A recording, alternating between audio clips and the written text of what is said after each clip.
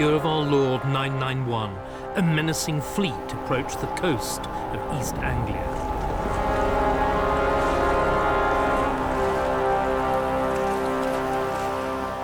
Nearly a century after King Alfred's victory over the Vikings, the Northmen were back. The Viking fleet sacked Ipswich and then made landfall here on an island in the Blackwater estuary near Malden in Essex. There then took place one of the great battles of English history. On the seaward side, there were the hordes of the most dangerous invader yet faced by an English king. On the landward side, there were the forces of the most sophisticated monarchy in Western Europe. For England in 991 was the first nation state. It wasn't a modern state, of course, but it did have representative institutions. It was ordered, it was united, and above all, it was rich. But now, that wealth and political sophistication was up against the most viciously effective contemporary fighting machine.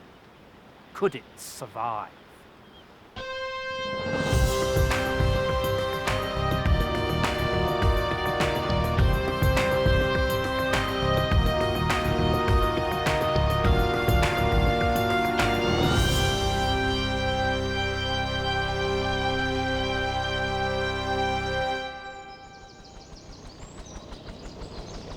Our story begins nearly 20 years before the Battle of Malden. In 973, King Edgar of England, great-grandson of Alfred the Great, came to Bath to be crowned for the second time.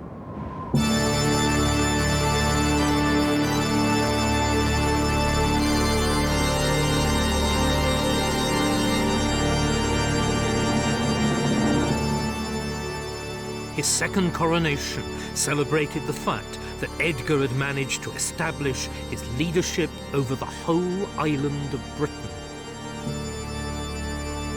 But the heartland of his power was the country then called Aengla land, and it was England's wealth and stability that had enabled Edgar to establish the first British Empire. England's stability was founded on the close relationship between monarch and people. He could not rule without their participation, and his power and laws protected them from exploitation by local warlords. As a result, the country was experiencing an age of unusual prosperity, and under royal patronage, English art and literature flourished. This is how the king liked to be seen, not as a warlord, but as a Christian ruler. Here Edgar is making a gift of land to a Winchester monastery, but the gift was more than just an act of Christian piety. By gifts such as those recorded in this charter, Edgar was serving another god, the idea of a united Aengla land, as it was then known. Because monasteries, like Winchester, were national institutions. They held land all over the country. They were centres of a self-consciously English culture, and above all, they were royal. All this was good PR, but it was also vital practical politics, because Edgar's England, the unified England, was only a few decades old. There was always the possibility that it could be destroyed by enemies abroad, or, still more dangerously, at home.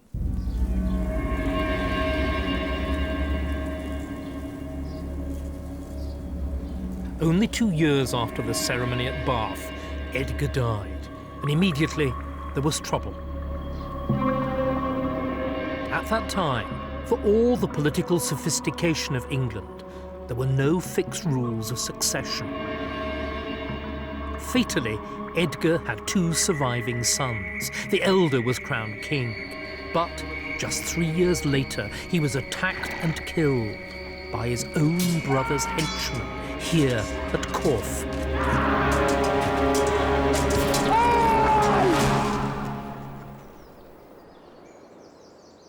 This herringbone stonework once adorned the first floor of the royal hall where the crime was planned.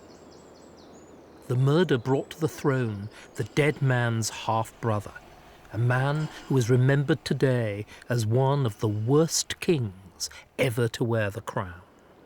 His name was Ethelred, still known today as the Unready. His real nickname, though, was Unread. That is, badly advised or counselled.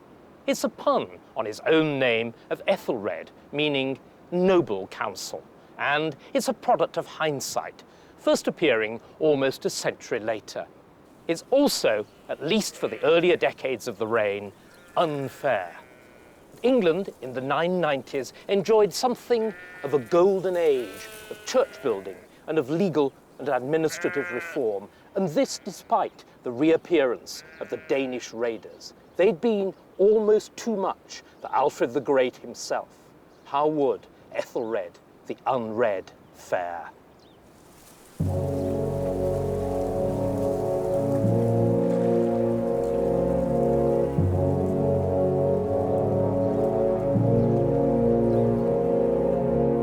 Ethelred's task had recently got much harder. These banks and ditches are the remains of a Viking barracks. They're laid out with geometrical military precision.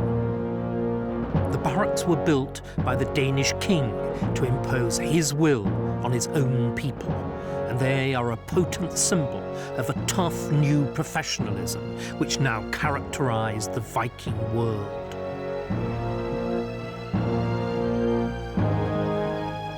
Englishmen a century before had beaten off the Scandinavians, but now a far greater storm was about to break over their heads. First, refugees from the Danish rulers would seek to restore their fortunes by raiding in England. And then the Danish kings themselves turned the full force of Trelleborg, the formidable military machine, and the organizational and engineering skills on England. It was blitzkrieg, shock and awe, as the English troops assembling at Malden were soon to find out.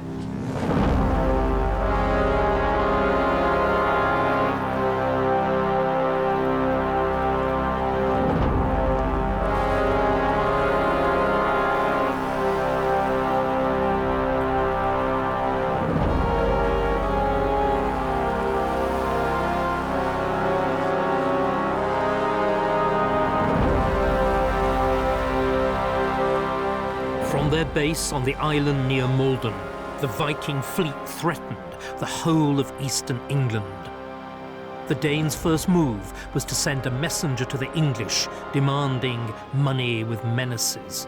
Ethelred's commander retorted that they should come across the causeway and fight it out like men.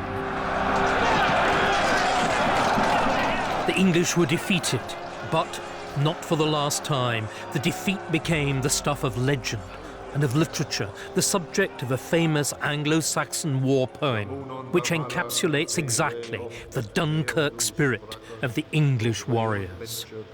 But it also tells about the men who fought, describing the soldiers as hailing from all over the country. There's an aristocrat, so the poem tells us, from the Midlands, called Elfwin. Then a local man, an Essex yeoman called Dunera. And from far-off Northumbria, a warrior called Eskfirth. In short, it was an English army, not an Essex army, which went down to defeat that day.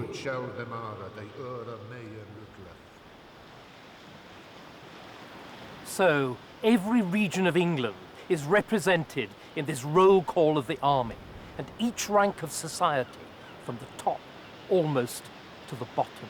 The result is to emphasize the unity of England as a country in which a common sense of nationhood overrode distinctions of locality or class. Now, the poem is propaganda, of course, but it's unusual propaganda.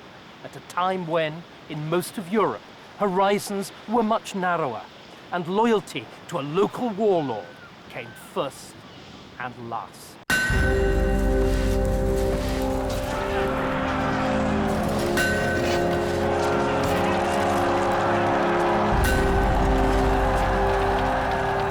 The English defeat at Maldon was just the beginning.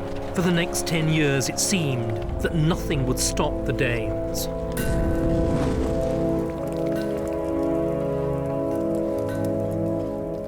After the battle at Maldon, the English paid tribute to the Vikings in the hope of persuading them to leave, and the word Danegeld entered the language.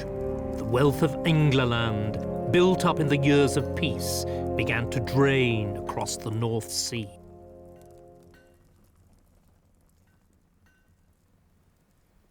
For deliverance, King Ethelred looked across the Channel.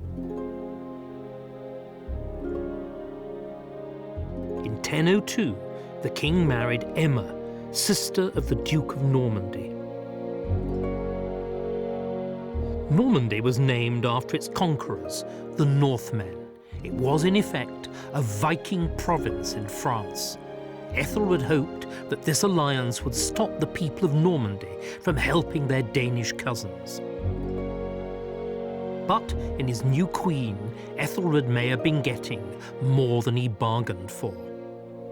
Emma is the first English queen to emerge fully into the light of history. She was handsome, astute, and fertile, and she knew how to use a woman's power, which consisted largely in marriage and childbearing. The result was that from the moment she married Ethelred and took up residence here at Winchester, she became the axis round which English politics turned. For Emma was determined that, let who will be king, it should be her children who sat on the throne of England.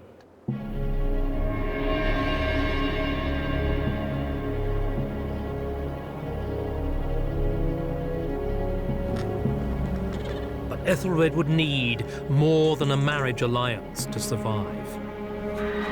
Under the stress of the Danish invasion, Ethelred's kingdom dissolved into vicious factional disputes. In the course of the struggle for power, many of the ablest men in England perished.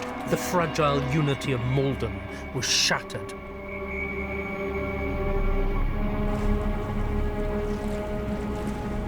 As Danish fleet followed Danish fleet into a bitterly divided England, resistance against the invaders crumbled.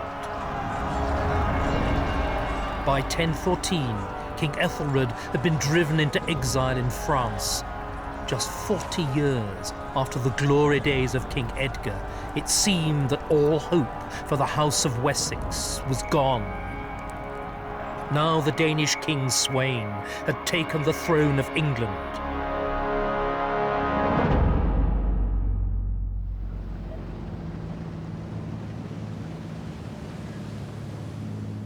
But then there was a lucky reprieve for the English, and King Sweyn died just a few months after his victory.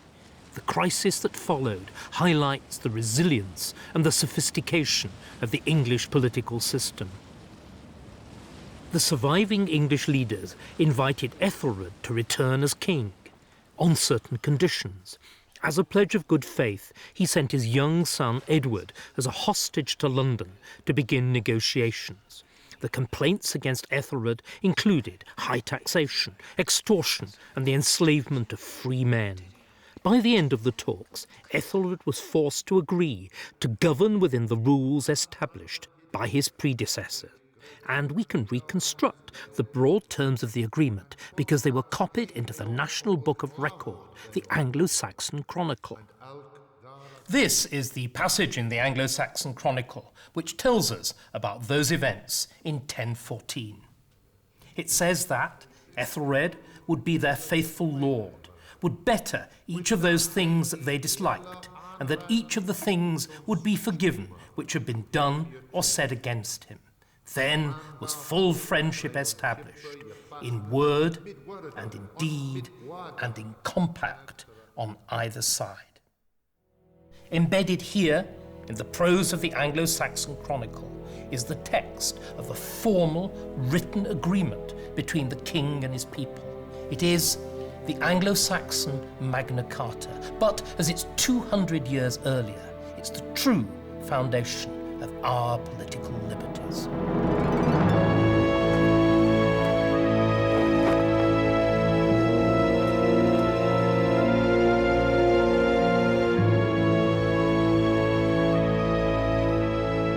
It was probably here that the negotiations took place in the Anglo-Saxon predecessor to London's Guildhall, which today is festooned with monuments to parliamentary heroes.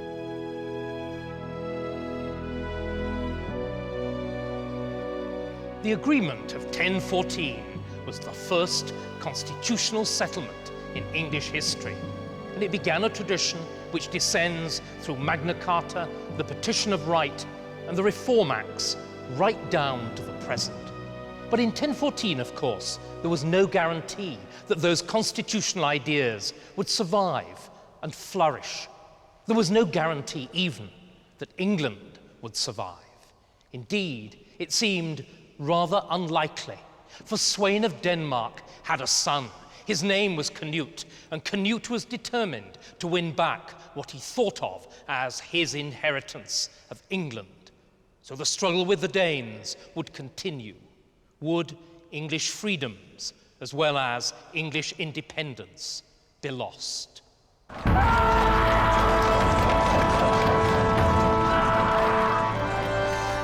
Within months of the agreement, which had restored him to his kingdom, the old king Ethelred was dead, and the war with the Danes continued with renewed ferocity.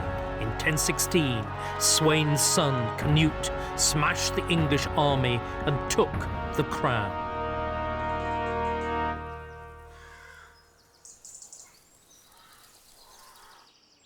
In later years, Canute was to build this church as a memorial to the slain on the site of the battlefield.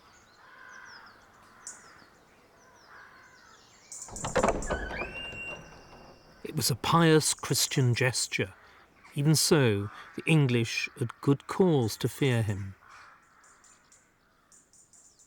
There was another side to Canute. In the months following the battle, he launched a bloody purge which struck at the very top of the Anglo-Saxon elite. The leading earls were executed, and the surviving members of the English royal family were either murdered or fled into exile. Just who, the English would have wondered, was their new ruler?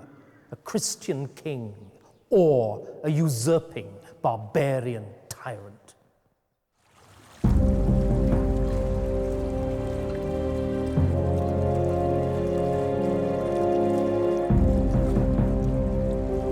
Canute's background was in the now alien world across the North Sea, amongst the longships and sagas of his Viking ancestors.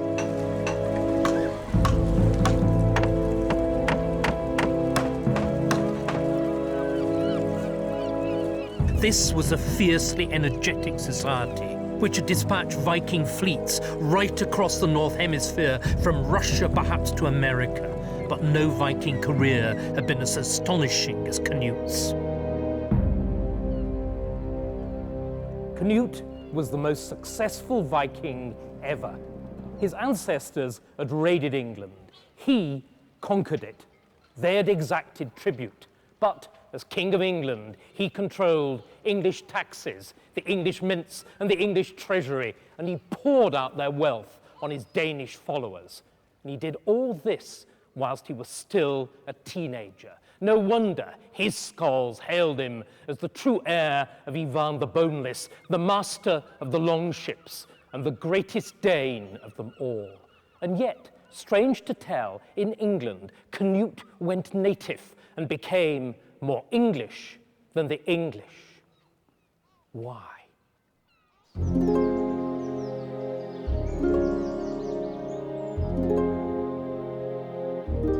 Back in England, no one was more worried for the future than Ethelred's widow, Emma. Her children were in exile, her power, status and wealth were in jeopardy.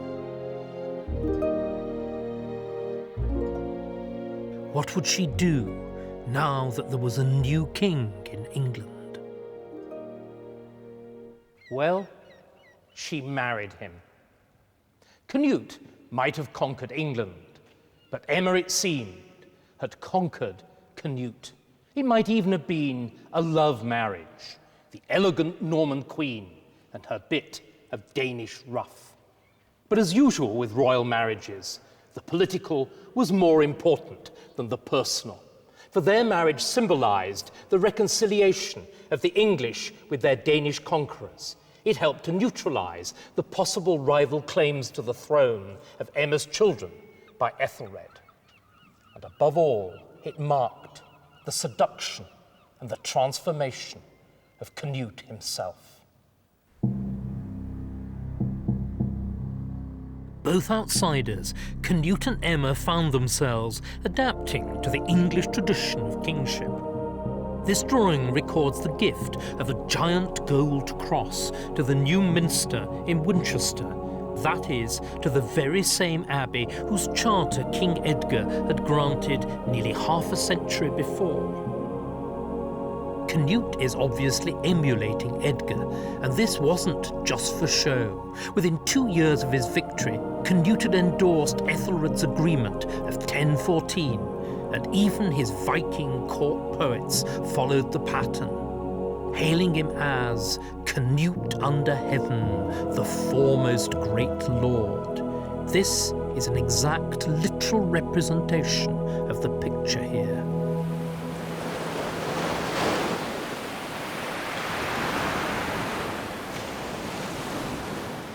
Nothing better illustrates this transformation than the famous story about Canute and the waves. Canute's courtiers claimed that his power was so vast that he could command the tide. To Canute, this was blasphemy, and to prove it, he told them to carry his throne to the seashore, where he ordered the waves to retreat. As he expected, Canute got his feet wet. The story, if it's true, was a consummate piece of political theatre. But what really matters is that the story is only to be found in the English sources. For this is Canute, as the English wanted to remember him, the king that they'd severed from his harsher Nordic roots and remade in their own image as a Christian and a gentleman.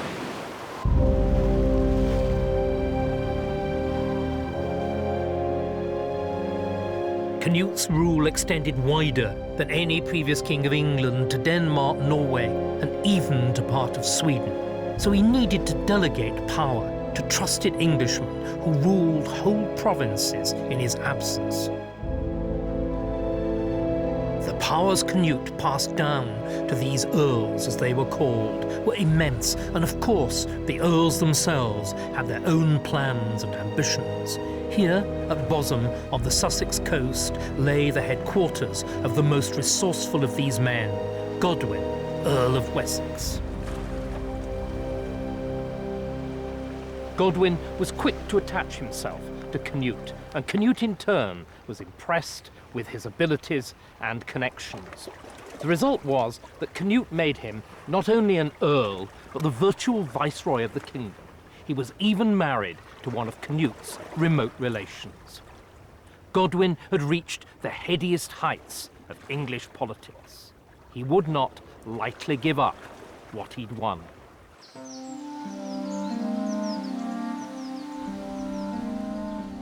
But Canute's death in 1035 threatened everything. Godwin was forced to make a new alliance, this time with the woman who'd pulled the strings behind the scenes for the past 30 years, Queen Emma. Emma was determined that her son by Canute should succeed, rather than her children by Ethelred. As Canute's right-hand man, Godwin agreed, so when Ethelred's sons did try for the throne, Godwin's troops moved against them. Little did Godwin imagine that, after 6 years of intense political infighting, the elder of Ethelred's sons would be the only claimant to the throne left alive. He would be known to history as King Edward the Confessor.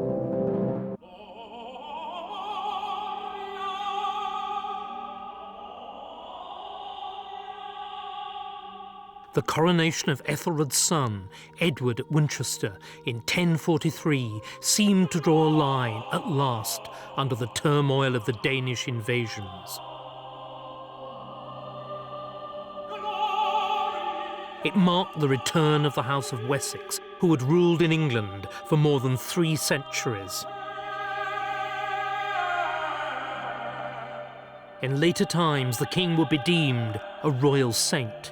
Having no children, he was thought to have been celibate, and the image grew up of King Edward, the saintly confessor. But in his own time, things were rather different. The real Edward, far from being a saint, was a man and a king of his own times, and he did everything that an 11th century king was expected to do. He was often seen at the head of his troops and his navy. He was an enthusiastic hunter, and of an evening when he relaxed, he liked to listen to bloodthirsty Norse sagas. Of course, like most Christian kings, he was a supporter of the church and particularly showy in his devotions. But his childlessness, it seems certain, was a result of mere ill luck and not of a dedication to celibacy, as his later monkish admirers claimed. His coronation put Edward at the head of the most prosperous kingdom in Europe, but he faced one serious obstacle: the political power of Earl Godwin of Wessex. Edward had personal as well as political reasons for hating Godwin. Not only had Godwin kept him from the throne 6 years before, Godwin also stood accused of a dreadful crime. When Edward and his brother had first bid for the throne, Edward's brother was captured and imprisoned at Ely. There, a gruesome fate befell him. His eyes were gouged out, and as a result, he died. Now Godwin swore that he was not responsible, but few believed him. Edward's attitude to this overmighty earl was anything but saintly. Instead, his reign was to be dominated by the struggle between the king and Godwin's family. The prize was England itself.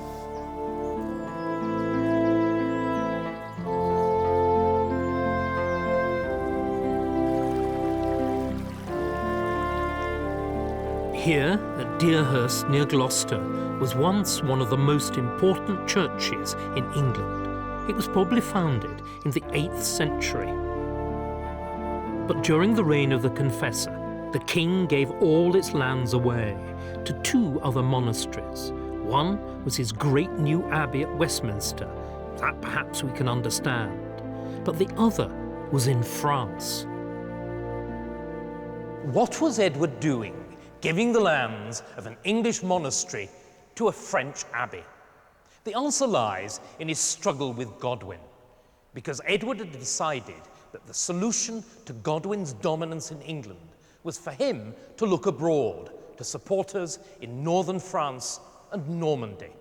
They were his mother Emma's people. He spoke their language, and he'd spent his long years of exile amongst them. So soon after he became king, he started to grant English lands, like Deerhurst here, and English offices to Frenchmen and to Normans. They were his party, and in time he hoped they would make him strong enough to turn the tables on Earl Godwin. And soon, his pro-French policy culminated in the offer to a Norman of the greatest plum of patronage of them all.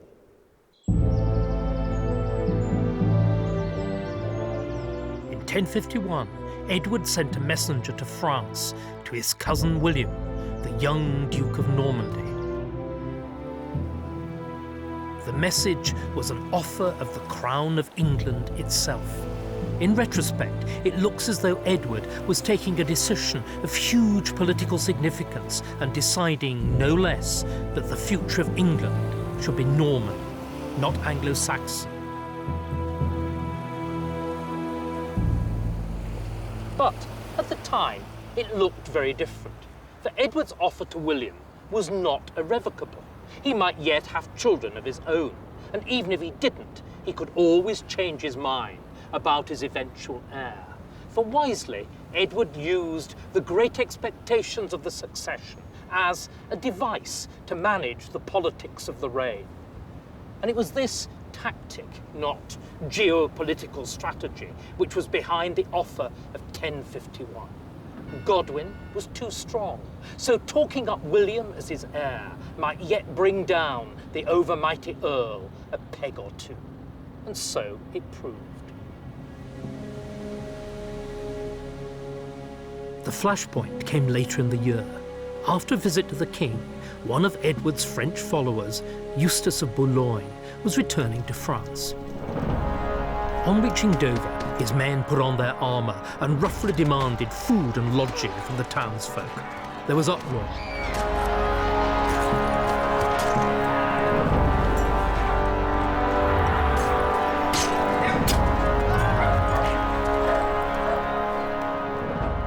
By the end of the night, 19 Frenchmen were dead and 20 English, with many more injured. Enraged, Eustace complained to the king.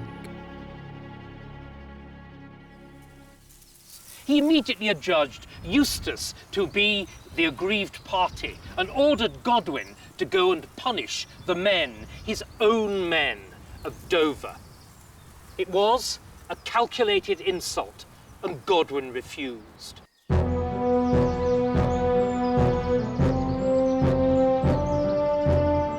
The refusal was a direct challenge to the king's authority. Edward pounced, summoning troops from all over the kingdom. He demanded that Godwin come to Gloucester to stand trial. Here, at his estate of Beverston, just a few miles away, Godwin prepared for the showdown. He knew that in Gloucester, Edward was assembling his army. Now Godwin did the same. It was to his stronghold here that Godwin summoned his troops. The site was strategically important, hence the later castle. It was also on the borders of Godwin's great earldom of Wessex. So, as Godwin's troops assembled, the stage seemed set for civil war, Englishmen against Englishmen. Because both the leaders, Godwin here at Beverston and Edward 10 miles away at Gloucester, were spoiling for a fight.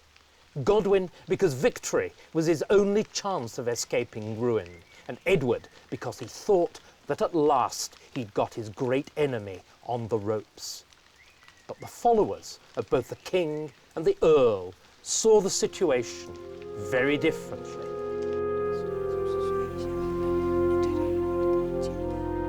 What happened next is one of the most astonishing episodes in all of medieval history. Faced with the prospect of civil war, Edward's supporters held off, and the Anglo-Saxon Chronicle tells us why. The two armies contained almost all that was noblest in England. They therefore prevented the battle, so that the country would not be at the mercy of our foes, whilst engaged in a destructive conflict between ourselves. Here again, the Anglo-Saxon Chronicle gives us clear evidence of the extraordinary political sophistication of Anglo-Saxon England. For its account here of the agreement of 1051 shows that the lessons of Ethelred's reign had been fully learned. For in 1051, the sense of common, collective nationhood was strong enough to bind the political elite together to face down the disruptive, destructive behaviour of any one man, however powerful and whoever he was.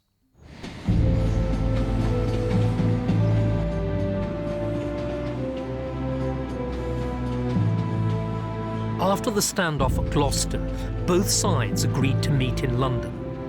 When they got there, it was Godwin's turn to find that his support had evaporated.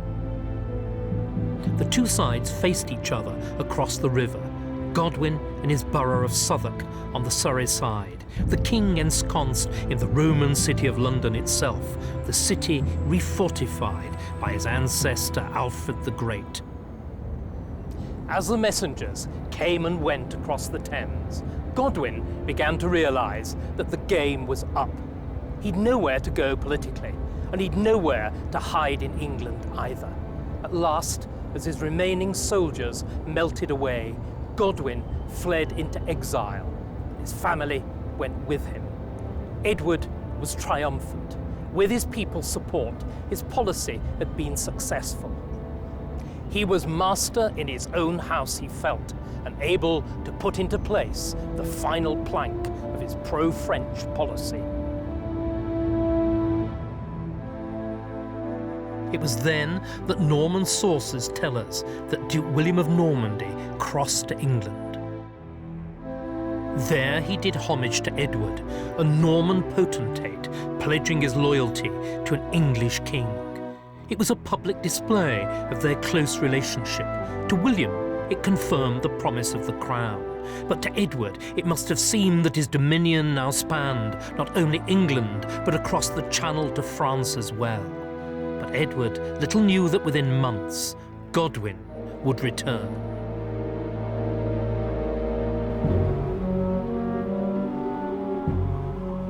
In 1051, King Edward of England had established his power over the whole of his kingdom, and especially over his enemy, Earl Godwin of Wessex. But when, the very next year, Godwin returned to the Thames with a new army and fleet, the king discovered that there were limits to his power. Godwin's aim was the restoration of his earldom of Wessex. Wary of Edward's newfound dominance, the English political community changed sides. The very people who, in 1051, had first prevented the fighting and then ensured that Godwin lost the political contest, now took his part. As a result, Edward was persuaded to reinstate Godwin and to banish many of his French and Norman supporters. Not for the last time, the political notion had made it clear that the idea of England was greater than any individual, even than the king.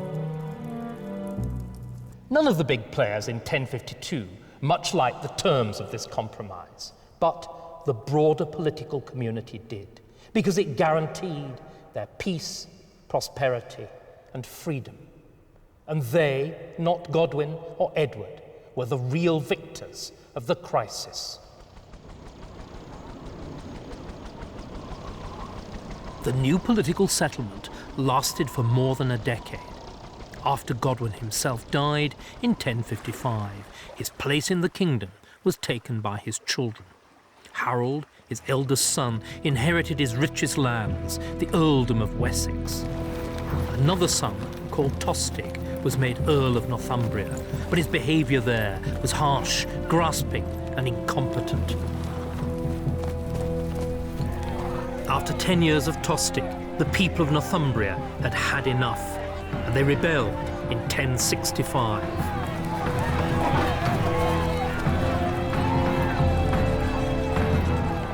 As the revolt reached its climax, Harold abandoned his brother, and Tostig was driven into exile.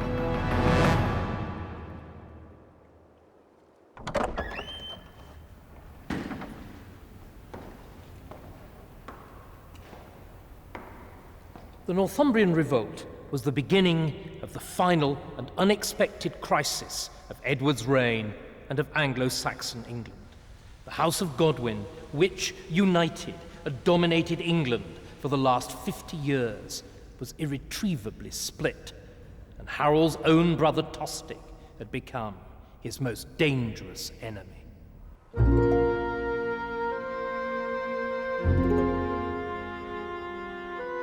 This beautiful embroidery, made in England but preserved in the cathedral at Bayeux in Normandy, is a contemporary record of the momentous events which unfolded in the wake of the Northumbrian revolt. Here is Bosham Church, its chancel arch apparently drawn from life.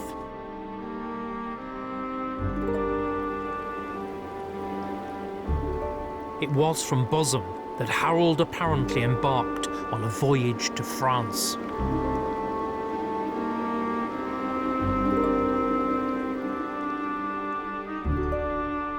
We don't exactly know what the purpose of his voyage was, but we do know that it ended in shipwreck and his arrest on the French coast.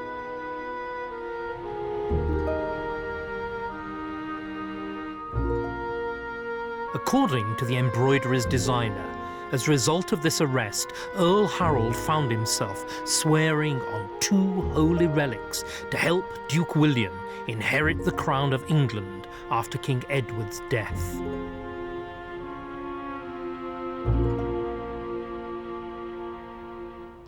Harold's oath to William is one of the most controversial events of English history, and it always has been. Did it really happen? If so, why? The Norman chroniclers tell us that Harold swore the oath of his own free will after he'd been rescued by William following a shipwreck. Later English chroniclers admit that the oath took place, but suggest that it was void anyway, as it had been sworn under duress. And most contemporary English sources don't even mention Harold's visit to Normandy at all. Nevertheless, an event like this is difficult to invent from scratch. So the likelihood is that Harold did swear the oath, but to what and how seriously is unclear. Nor does it seem that William took Harold's oath very seriously at the time, for neither man can possibly have guessed how swiftly events would overtake them.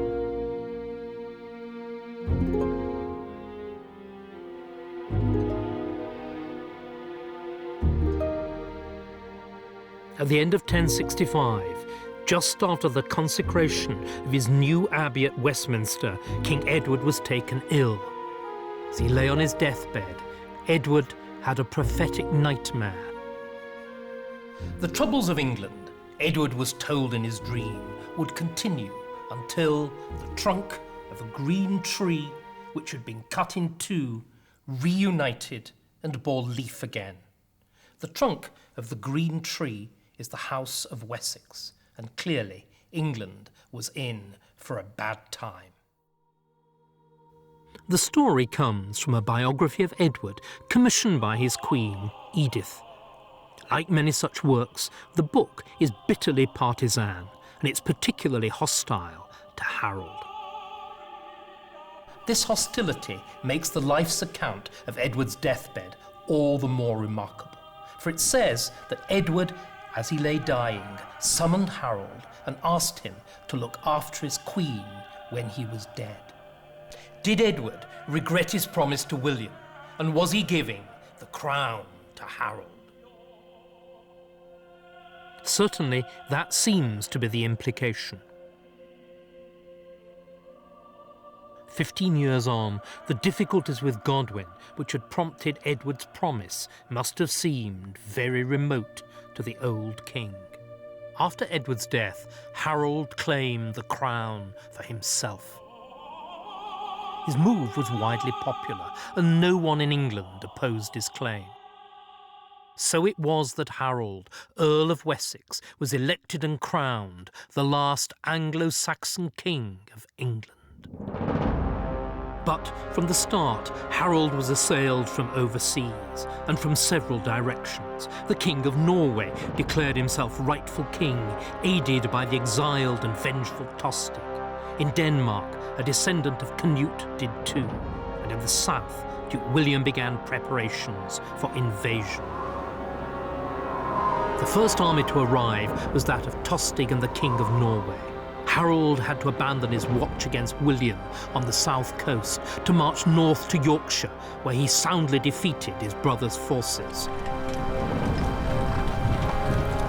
But at the moment of the English triumph, news came of William's landing in England, in Sussex, the heartland of Harold's family. Harold had to act fast. He forced his exhausted soldiers back down the Roman road to face the other intruder at Hastings.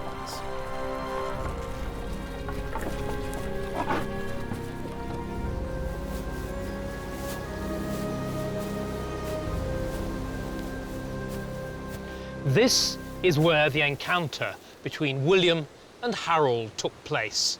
It lasted all day. The wise men of 1051 were proved right. Disunity was dangerous, and it had fatally weakened English strength.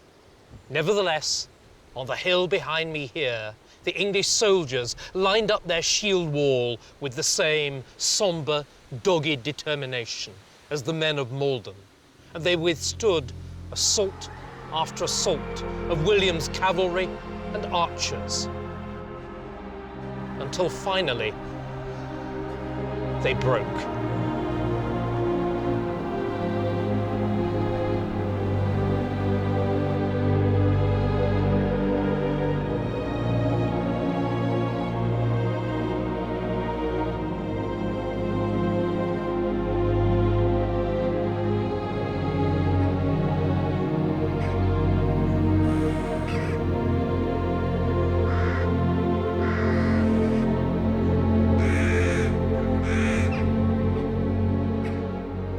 The issue was in doubt right to the end of the battle, but by nightfall, King Harold and many of the English army were dead, and with them went a whole world. The slaughter of the English elite on the battlefields of 1066 meant that England became a very different country. The Danish invasions had been absorbed, not so Duke William's conquest. Even the language of politics changed. Power in England would be wielded henceforth in French, not English, and history would be written in Latin. The Battle of Hastings brought an end, after 600 years, to the Anglo-Saxon adventure. It had been an adventure which laid the foundations of our freedom and gave legitimacy to our monarchy. For the cataclysm of the conquest and its aftermath has obscured the astonishing political success of the Confessors' England. Brought low in Ethelred's reign, the nation had survived, like Edward himself, with a national spirit which continued to animate its people right to the end, the unexpected, unforeseeable end, here on this hill. Now, the ideas and institutions of the Anglo-Saxon state would be tested more harshly than ever before under new rulers with a new language and new values. Would they vanish, or would they transmute and survive?